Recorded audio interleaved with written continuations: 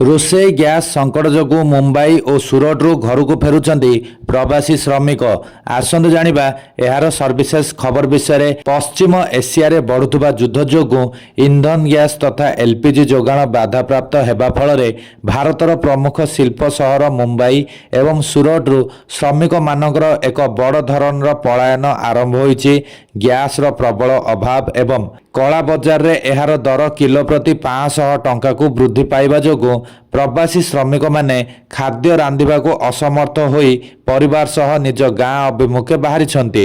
ମଙ୍ଗଳବାର ସୁରଟର ଉଧାନା ରେଳ ଷ୍ଟେସନ ଏବଂ ମୁମ୍ବାଇର ପ୍ରମୁଖ ଷ୍ଟେସନଗୁଡ଼ିକରେ ହଜାର ହଜାର ଶ୍ରମିକଙ୍କର ଅସମ୍ଭାଳ ଭିଡ଼ ଦେଖିବାକୁ ମିଳିଛି, ଯାହାଫଳରେ ଗୁଜରାଟର ଟେକ୍ସଟାଇଲ ଶିଳ୍ପରେ ଶ୍ରମିକ ଅଭାବ ପରି ଏକ ଗମ୍ଭୀର ସମସ୍ୟା ସୃଷ୍ଟି ହୋଇଛି।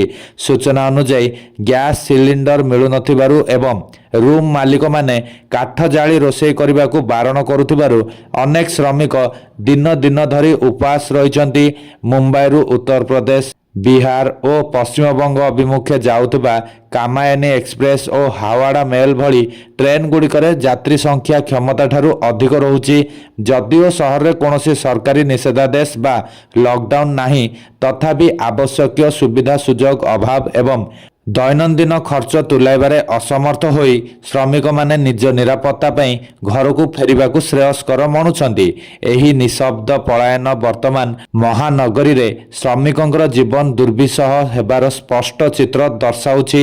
ଆଗକୁ ଗ୍ୟାସ୍ ସଙ୍କଟ କେବେ ଟଳିବ ତାହାକୁ ଶ୍ରମିକମାନେ ଅପେକ୍ଷା କରି ରହିଛନ୍ତି।